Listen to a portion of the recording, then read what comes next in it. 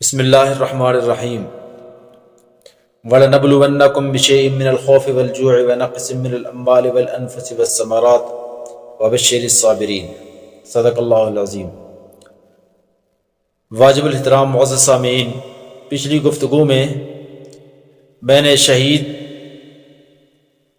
کی فضیلت بیان کی تھی اور بتایا تھا کہ شہید ہونا بہت بڑی سعادت ہے اور اللہ کی طرف سے انسان پر بہت بڑا انعام ہے۔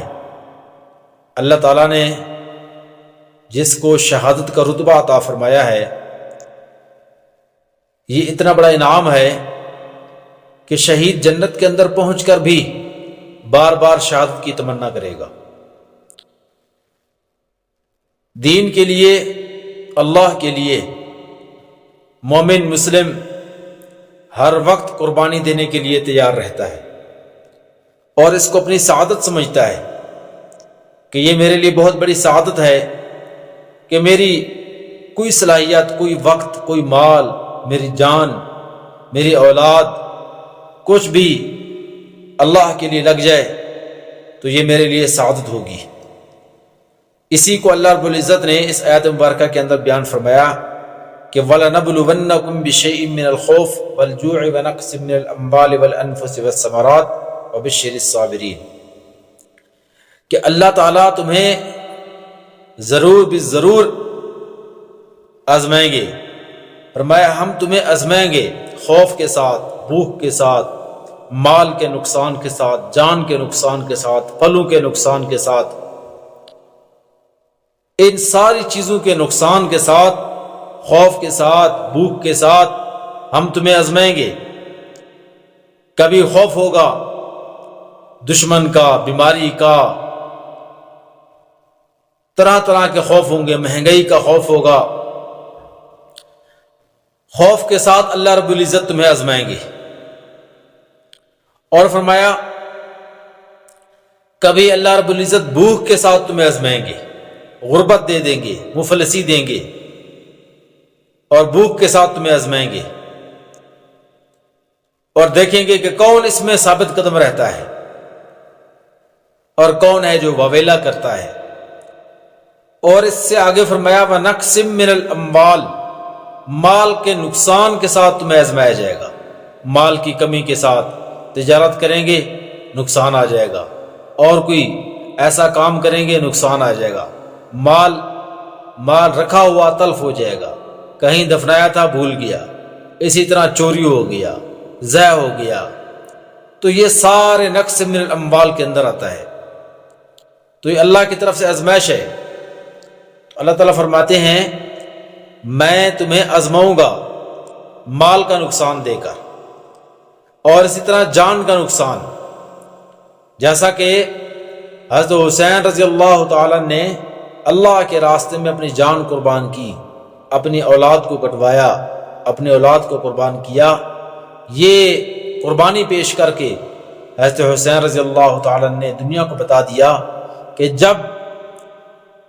جس موقع پر دین کے لیے، اللہ کے لیے کسی بھی چیز کی ضرورت پڑے تو پھر پیچھے نہ ہٹنا، اللہ کے لیے پیش کر دینا۔ یہ ہے وَالْأَنفُسِ ہم تمہیں جان کے ساتھ آزمائیں گے۔ کبھی جان میں بیماری آ جائے گی، اسی طرح کبھی تکلیف آئے گی، اور کبھی اولاد فوت ہو جائے گی، کوئی عزیز و اقارب فوت ہو جائیں گے، جانور مر جائیں گے۔ جانور جو ہے وہ انفس کے اندر بھی ہے اور اموال کے اندر بھی ہے۔ تو یہ ساری کی ساری آزمائشیں ہیں ایمان والے پر۔ اور اس کے بعد فرمایا کہ والثمرات باغات کا نقصان ہوگا، پھلوں کا نقصان ہوگا۔ پھلوں میں کبھی کمی آ جائے گی، پھل لگے گی ہی کم، کبھی بہت زیادہ لگیں گے لیکن ریٹ نہیں لگے گا، بہت زیادہ لگا دیں گے لیکن آندھی آ جائے گی، اور اسی طرح خراب ہو جائیں گے۔ تو پھلوں کی ساتھ آزمائش ہوگی۔ تو یہ دنیا دار الامتحان ہے، دار الازمائش ہے۔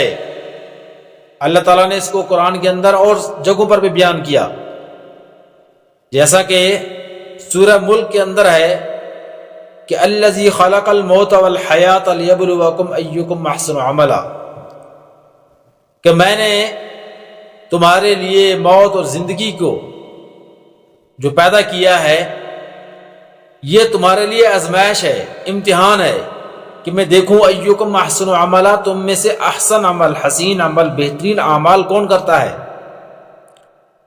تو دوستو 10 محرم کا جو پیغام ہے وہ یہی ہے کہ اللہ کے لیے جب ایمان والے پر کوئی تکلیف آتی ہے تو وہ پیچھے نہیں ہٹتا، وہ آگے ہو کہ اس کا صبر کے ساتھ، شکر کے ساتھ، اللہ کی بڑائی کے ساتھ اس کا مقابلہ کرتا ہے۔ اور جب انسان ان آزمائشوں سے گزر جاتا ہے، ان آزمائشوں کو پار کر جاتا ہے، تو فرمایا وبشر الصابرین، صبر کرنے والوں کے لیے پھر خوشخبریاں ہیں، پھر اللہ کی رضا ہے، ان کے لیے ہمیشہ کے لیے جنتیں ہیں، ہمیشہ کی راحتیں ہیں، ہمیشہ کا آرام اور سکون ہے، پھر ان پر کبھی تکلیف نہیں آئے گی، ہمیشہ ہمیشہ کے لیے وہ پھر عیش و عشرت کے اندر رہیں گے۔ وبشر الصابرین، ہر تکلیف پر اللہ رب العزت نے مومن کے لیے بہت کچھ انعام رکھا ہے۔ جتنی بھی تکالیف آتی ہیں وہ ایمان والے کے لیے اس کے اندر بڑے بڑے انعامات ہیں۔ فرمایا جیسا کہ انفس کے اندر آتا ہے، حدیث کا مفہوم ہے کہ جب کسی مسلمان کے 3 بچے فوت ہو جائیں، یعنی کہ بلوغت تک نہ پہنچے ہوں، اور وہ اس نے اس پر صبر کیا، تو اللہ رب العزت ان بچوں کی وجہ سے والدین کو بھی جنت میں داخل فرمائیں گے۔ تو یہ صبر پر یہ ہے، یہ انعام ہے صبر پر۔ اور اسی طرح فرمایا ہر تکلیف پر چاہے کانٹا ہی کیوں نہ چبھے اس پر بھی گناہ معاف ہوتے ہیں، ہر تکلیف پر گناہ معاف ہوتے ہیں۔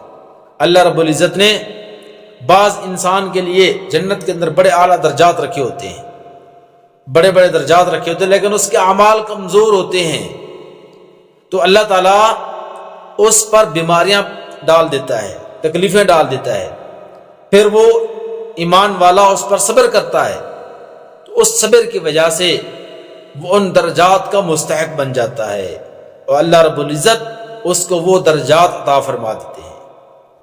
تو جب انسان صبر کرتا ہے تو اللہ رب العزت کے ہاں اس کا درجہ بہت اونچا ہو جاتا ہے۔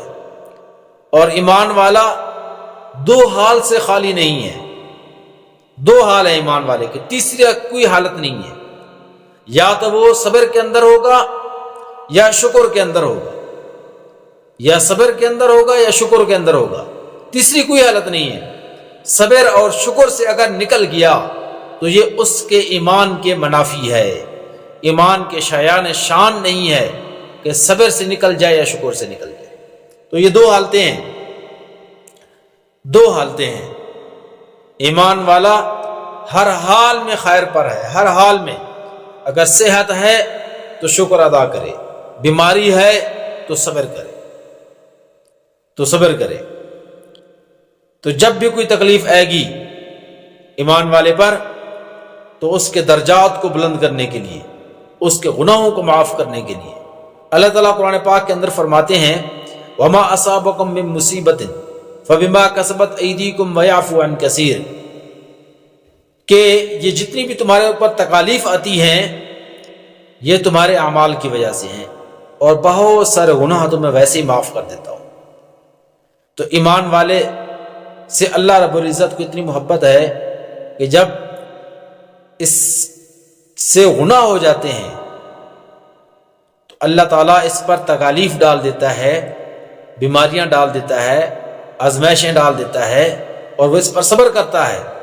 اس صبر کرنے پر اللہ تعالیٰ اس کے گناہوں کو معاف کر دیتے ہیں، اور آخرت میں جب مومن اللہ کے سامنے جائے گا وہ گناہوں سے پاک صاف ہو کر جائے گا اور اللہ کی رحمت کا مستحق بن چکا ہوگا۔